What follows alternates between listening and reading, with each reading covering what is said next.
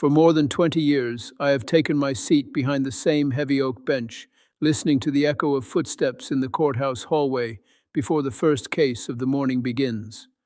People often imagine a courtroom as a place of cold law and strict rules, but what they rarely understand is that every case carries a human story inside it. Some stories are quiet, some are tragic, and once in a while one arrives that reminds everyone in that room why justice still matters. Let me ask you something before I tell you what happened that day. Do you believe that money gives someone the right to treat others like they are invisible? Do you believe that wealth can silence the voice of someone who is already struggling just to survive? I have watched thousands of people stand before me over the years, people who were afraid, people who were angry, and people who believed the system would never listen to them. And yet, every so often, a case unfolds that proves arrogance can collapse in a single moment. Today, I want to tell you about one particular morning in my courtroom, a morning that started like any other, but ended with a lesson that no one present would ever forget. Before we begin, if stories about justice and accountability resonate with you, consider subscribing and sharing your thoughts in the comments. I read many of them, and it reminds me that these stories travel far beyond the courtroom walls. It was a gray Tuesday morning when I walked into the courthouse. The sky outside looked heavy, the kind that threatens rain but never quite delivers it. The building itself carried its familiar scent, a mix of old paper, polished wood, and the faint bitterness of burnt coffee drifting from the clerk's desk down the hall. That smell has followed me through nearly every working day of my career. My father used to say that a courthouse should smell like history because every decision made inside it becomes part of someone's future. My father was a mechanic, not a lawyer, but he gave me the best piece of advice I ever carried into this profession. When I was young and thinking about law school, he told me something simple. When people stand in front of you, son, remember they are someone's whole world. I have repeated those words quietly to myself more times than I can count, especially on mornings when the docket is full and the stories waiting outside the courtroom door are heavier than anyone realizes. When I entered the courtroom that morning, my clerk, Mrs. Delgado, was already arranging the day's files in neat stacks across the desk beside me. She had worked in that courthouse even longer than I had, and she had a habit of raising one eyebrow whenever she sensed a case might become unusual. That eyebrow had warned me about more than one chaotic hearing over the years. The early cases were routine. A parking dispute between two neighbors who clearly disliked each other more than the situation deserved. A minor licensing violation that ended with a modest fine and a lecture about paperwork. The usual rhythm of small legal conflicts that keep a courtroom moving forward one file at a time. But as we moved through the morning docket, I noticed Mrs. Delgado glance down at the next file and slowly slide it toward me. Her eyebrow lifted slightly, just enough to catch my attention. That was her silent way of saying, "You may want to read this one carefully." I opened the folder and scanned the first page. At first glance, it looked like a standard civil matter, a property owner filing a claim against a tenant for unpaid rent. Cases like that appear on court calendars almost every week. Landlords want payment, tenants struggle to catch up, and the law requires a decision based on contracts and obligations. Still, something about the way Mrs. Delgado had handed me the file made me pause. I looked toward the courtroom doors just as they opened, and the two people involved in that case stepped inside. They could not have looked more different if someone had designed them that way on purpose. One of them walked slowly, almost cautiously, as if every step required careful thought. The other entered with the confidence of someone who believed the outcome had already been decided long before he arrived. I didn't know it yet, but that moment, the quiet contrast between those two figures crossing the courtroom floor, was the beginning of a case that would challenge everything about power, responsibility, and the meaning of justice. The first person to approach the front of the courtroom was the tenant. She moved carefully, almost as if she were afraid to disturb the silence in the room. I noticed the way she held her hands together, fingers tightly interlocked, a gesture I had seen many times before from people who were carrying more worry than they could hide. Her name was Elena Morales. According to the file in front of me, she was 31 years old and worked nights at a grocery warehouse on the edge of the city. Her coat was thin for the season, the sleeves worn smooth at the cuffs. She looked exhausted in the way people do when sleep becomes a luxury instead of a routine.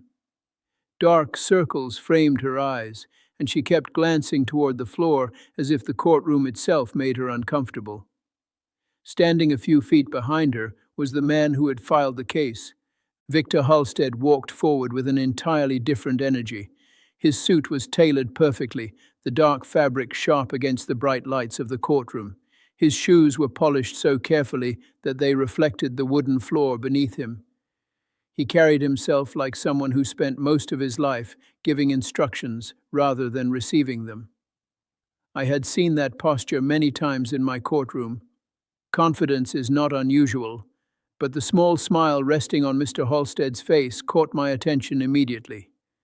It was the kind of expression that suggested he expected this hearing to be quick and uncomplicated. In his mind, this was probably nothing more than a minor business matter. The clerk called the case, and both of them stepped closer to the podium. "Mr. Halstead," I said calmly, glancing at the documents, "you're requesting eviction for 2 months of unpaid rent." "Yes, Your Honor," he replied smoothly. His voice carried easily across the room. "My tenant has failed to meet the terms of the lease agreement.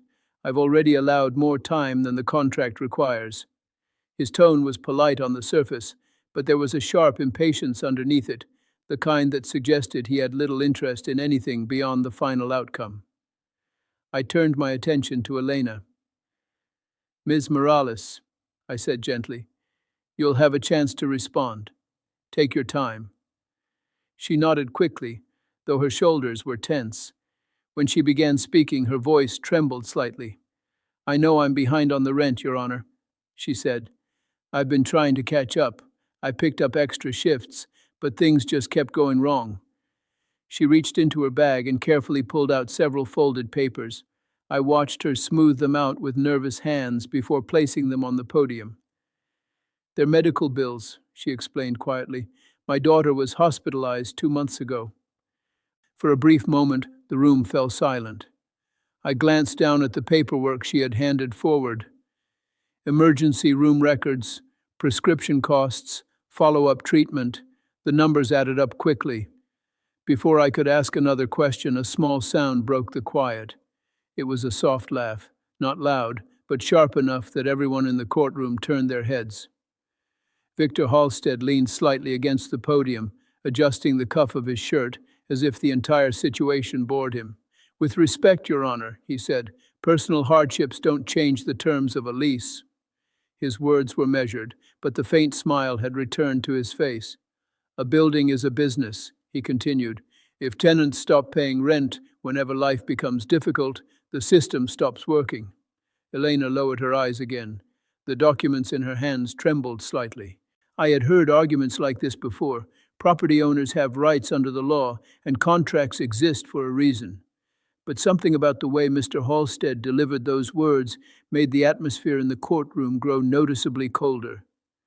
He checked the watch on his wrist, a quick glance that suggested he had somewhere more important to be. "Frankly," he added, his voice carrying easily through the room, "I've already been more patient than necessary." The gallery behind them shifted quietly. I looked at Elena again. She took a small breath before speaking. "My daughter has severe respiratory problems," she explained softly. "When the weather changed, she had a bad attack. I spent everything I had trying to help her." Victor Halstead sighed and shook his head slightly, as though the explanation only confirmed what he already believed. "We all have problems," he said. That was the moment the tension in the room truly began to rise, because arrogance, when placed under the bright lights of a courtroom, has a way of revealing far more than the person intends. And something about Mr. Halstead's certainty told me this hearing was not going to end the way he expected. I had learned over the years that a courtroom often changes direction in the smallest, quietest moments. A single document, a single question, sometimes even a single pause, can reveal more than hours of argument. As Elena stood there holding those medical papers, I noticed something in the file that Mr. Halstead had submitted earlier. It was a detail that might have slipped past someone reading quickly. I set my pen down and leaned slightly forward. "Ms. Morales," I said calmly, "you mentioned your daughter's respiratory attack happened about 2 months ago. Do you know what triggered it?" Elena hesitated. Her eyes moved briefly toward Mr. Halstead before returning to the bench. "The apartment, Your Honor," she said quietly. The room grew still. "There's something wrong with the ventilation," she continued, "and there's dark mold inside the wall near my daughter's bedroom window. I reported it several times." The reaction from Mr. Halstead was immediate. "That's irrelevant," he snapped, straightening at the podium. "This hearing is about unpaid rent, not maintenance complaints." The sudden sharpness in his voice echoed across the courtroom. I watched Mrs. Delgado from the corner of my eye. Her eyebrow lifted again, a silent signal that she felt the shift too. I raised a hand. "Mr. Halstead," I said firmly, "you will allow her to finish." He exhaled slowly, though the tension in his jaw remained visible. Elena continued, her voice barely above a whisper. "I called the property office 3 times. I even sent pictures. They told me someone would come inspect it, but nobody ever did." I looked down at the documents in front of me again. Something else in the file caught my attention this time. "Mrs. Delgado," I said, turning slightly, "do we have the city inspection records attached?" She nodded and slid another sheet toward me. I read it carefully, then I read it again. 4 separate housing complaints had been filed against the same building within the past year. 2 of them specifically referenced ventilation issues and mold exposure. I lifted the paper slightly. "Mr. Halstead," I said slowly, "are you aware that your property has active code violation reports with the City Housing Department?" For the first time since entering the courtroom, the confident smile disappeared from his face. "That's administrative noise," he replied quickly. "Every large building gets complaints."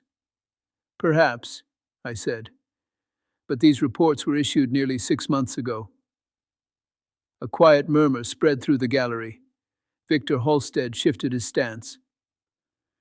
"My management team handles maintenance requests," he said. "I can't personally supervise every tenant complaint." I studied him for a moment. The man who had walked into the courtroom with absolute certainty now looked far less comfortable. "Yet you were personally involved in filing this eviction," I noted. His attorney, who had been sitting quietly until now, stood up. "Your Honor," the lawyer said carefully, "my client is willing to resolve the situation if the tenant simply vacates the unit voluntarily. We can withdraw the eviction request and move forward."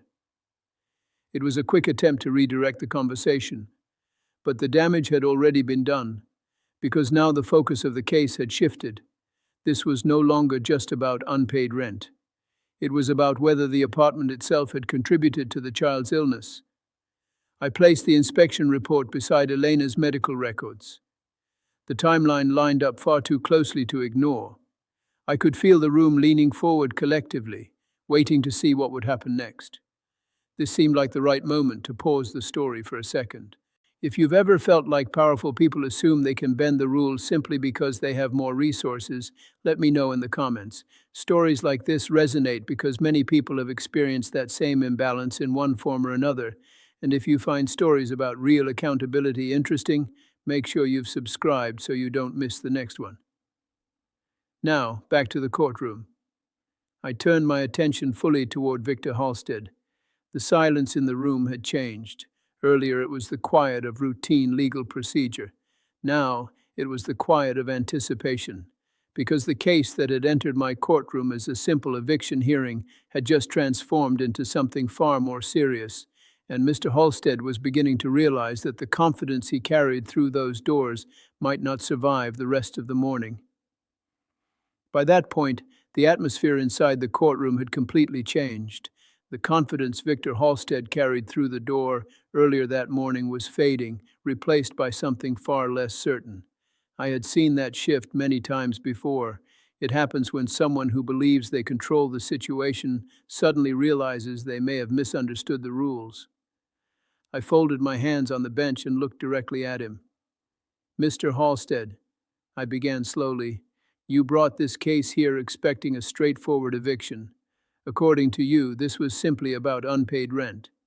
He nodded stiffly, though he avoided looking directly at Elena. But the law doesn't exist in pieces, I continued.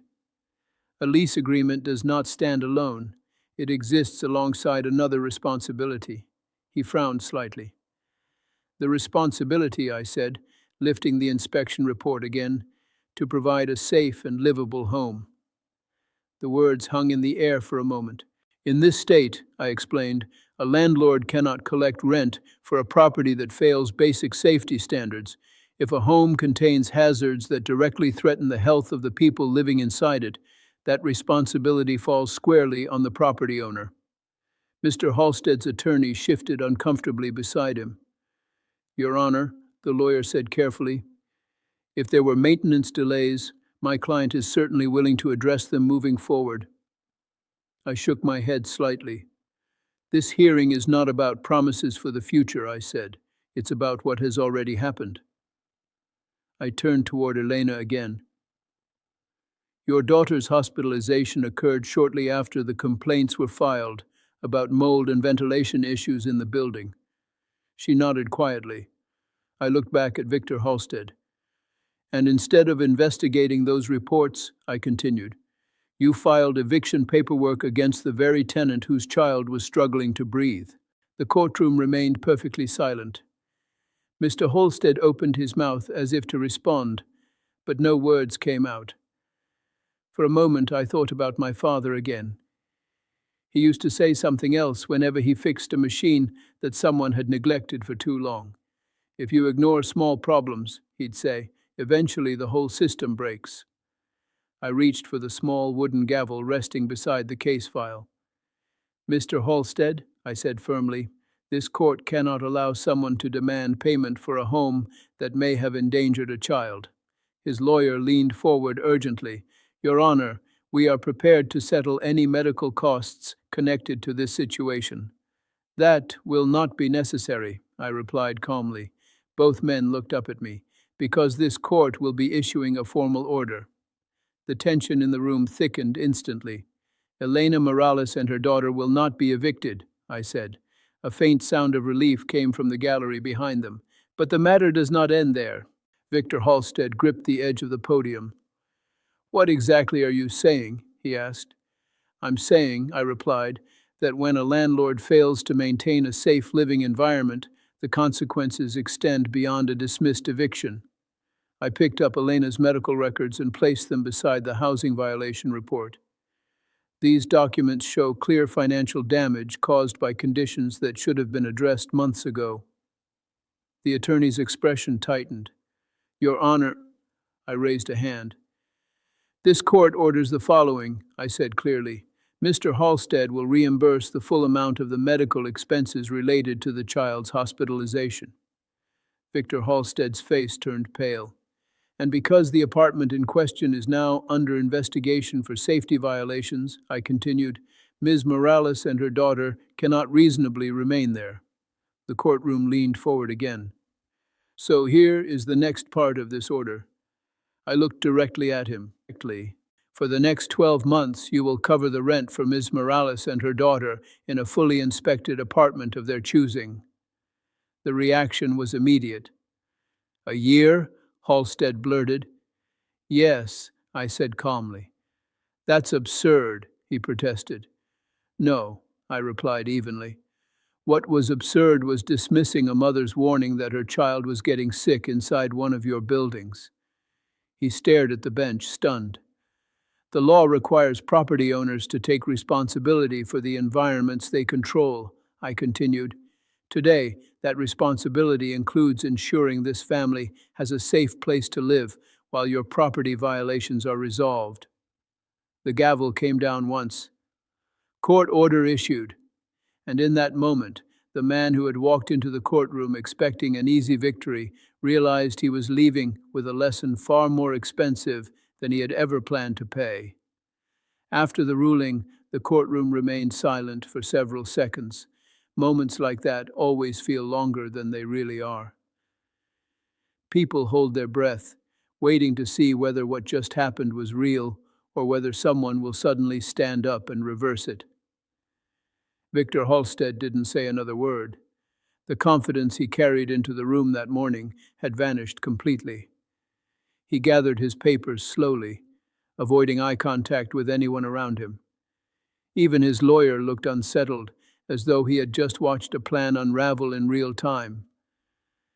Elena, on the other hand, stood very still. For a moment she seemed unsure whether she had heard everything correctly. Then her shoulders began to shake slightly. She raised her hand to her mouth, trying to hold back tears. Over the years, I have seen anger in that courtroom, relief, sometimes even celebration. But what I saw on her face was something quieter than that. It was the look of someone who had finally been allowed to breathe. When the hearing ended, Elena thanked the court several times before leaving. She spoke softly, almost apologetically, the way many people do when they feel overwhelmed by relief. I watched as she stepped out of the courtroom and into the hallway, where the noise of the courthouse quickly swallowed the moment. Cases move quickly in our system. One file closes, another opens. By the afternoon, the courtroom had returned to its usual rhythm of hearings and paperwork, but some stories do not end when the gavel comes down. About 6 months later, Mrs. Delgado walked into my office with a letter in her hand. She had the same small smile she gets whenever she brings good news. "This came for you," she said. Inside the envelope was a handwritten note. Elena Morales had sent it. She wrote that she and her daughter had moved into a small apartment across town. The building had been inspected and approved by the city, and for the first time in months, she said the air inside their home felt clean and safe. Her daughter, Sophia, had not experienced another serious breathing episode since leaving the old apartment.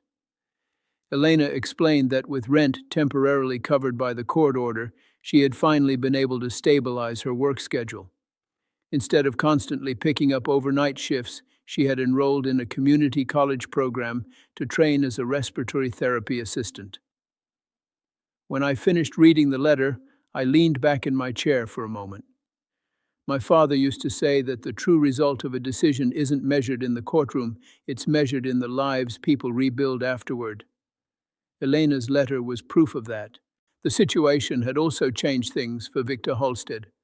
Word of the ruling spread quickly through the city's housing department. Several inspections followed, and repairs that had been delayed for months were suddenly completed in a matter of weeks. Buildings that once received little attention were suddenly being renovated. It turns out accountability has a way of motivating people. I saw Victor Halstead one more time about a year later, not in my courtroom, but in the hallway outside another hearing. He looked different that day. Not just older, though the strain of the previous year had clearly weighed on him. Something about his posture had changed. He nodded politely as he passed, and for once there was no trace of that earlier arrogance. Perhaps the experience had taught him something. Perhaps it hadn't.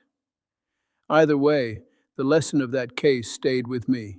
Justice is not always about punishment. Sometimes it is about balance, about reminding people that power and responsibility must exist together. Before I end this story, I want to ask you something. Have you ever witnessed a moment when someone who believed they were untouchable was finally held accountable? If so, tell me about it in the comments. Stories like these remind us that fairness still matters, even when the world feels unbalanced. And if you enjoy hearing real courtroom experiences like this one, consider liking the video and subscribing to the channel.